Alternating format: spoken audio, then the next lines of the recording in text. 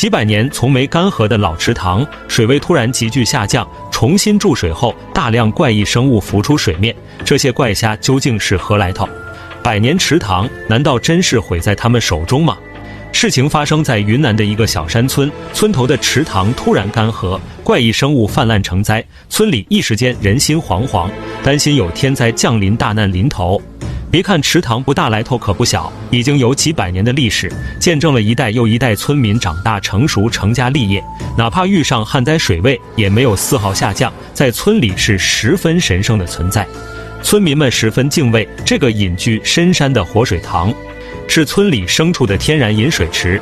原本风平浪静过了几百年，最近却出了大事儿。明明天气还算凉爽，并不太热，池塘的水位却急剧下降，村长急得团团转，村民们也围在池塘周围议论纷纷。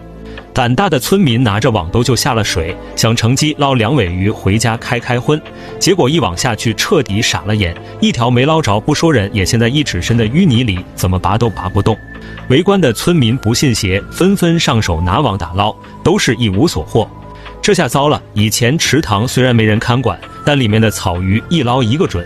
这个活水塘一直被当成村里的保命符，遇上大旱大灾，全村都不用担心会渴死饿死。就在这时，眼尖的村民发现了不对，水里出现一大群不明生物，上半身是透明的乳白色，下半身是显眼的橘黄色，看着十分古怪。村长越想越不对，当即拨打了求救电话。云南山村出现双色怪虾，虾卵遍布，泛滥成灾，百年老塘疑似被喝光。一网下去，靠近一看，上面全是密密麻麻的怪异生物，大小不一，长相怪异，上半身跟毛毛虫一样全是腿，透明的身体很像水母，看上去十分精美，下半身和虾很像，颜色尾巴都出奇的一致，一个也就3-4厘米长，在宽阔的池塘里十分不起眼。但恐怖的是，随着池塘水位不断下降，双色怪虾却越来越多，3-4只挤在一起飘满水面，靠近一看，水底到处都是细小的虾卵，强大繁殖能力让人大开眼界。水越来越多，虾越来越少，自从怪虾出现，池塘就怪事频出，难道水全被虾喝光了吗？几百年的池塘突然干枯，大家都觉得是这些怪物搞的鬼。专家接到求救，火速赶来，看到怪物的真面目，也是一头雾水。从怪虾仰泳的生存姿势猜测，可能是无甲目生物中的一类。拿到照片和样本，又确定了调查方向。专家翻阅大量资料，经过多方对比查证，终于确定了怪异生物的真实身份——雉鹅虫。因长相靓丽，游动姿势优雅，又有仙女虾的外号。根据资料记载，这可不是什么杂交的新型生物，而是存在上亿年的远古生物。虽然命短，但命不是一般的硬，产的卵就是沸水都煮不死，放到冷水里还能继续发育。这么古老的物种，为何会出现在池塘里？水位下降的罪魁祸首，真是他们吗？云南山村发现仙女虾，泛滥成灾，村民骂声一片，专家却拍手叫好。眼看怪虾泛滥，把池塘水喝光，村民们哪还有心情欣赏仙女虾美不美，都对突然出现的怪异生物骂声一片，担心沾染上什么怪病，就连村里养的牛都被拉走，不敢再喝池塘里的水。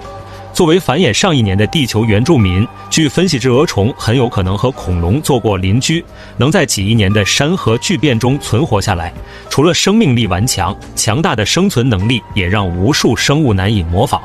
它们短暂的一生只有3到4个月，只为完成交配繁殖和孵化的种族大业。这个隐居深山的池塘就是他们的大本营。专家经过实地勘测，总算揭开池塘枯竭的秘密。之所以能存活上百年，是因为这个天然池塘和地下水连接，神奇的自然循环让池塘能在上百年来保持固定水位。只可惜到了现代，由于村里到处修路开垦荒地，严重的水土流失导致池塘富营养化，水下淤泥日复一日慢慢堆积，挡住了地下水的连接口，致使池塘没了活水。仅存的水源也在日复一日的风干渗透下慢慢流失。从前栖息在水底的雉鹅虫，这才被迫浮出水面，而原本栖息在水里的草鱼，有的干涸惨死，有的随地下水流走。虽然池塘水位下降，但专家表示雉鹅虫能大量繁殖，说明附近的水质好，环境优美，也是件好事儿。池塘也不用人为干涉，只要再降几场雨就能慢慢恢复，所以村民们不用恐慌。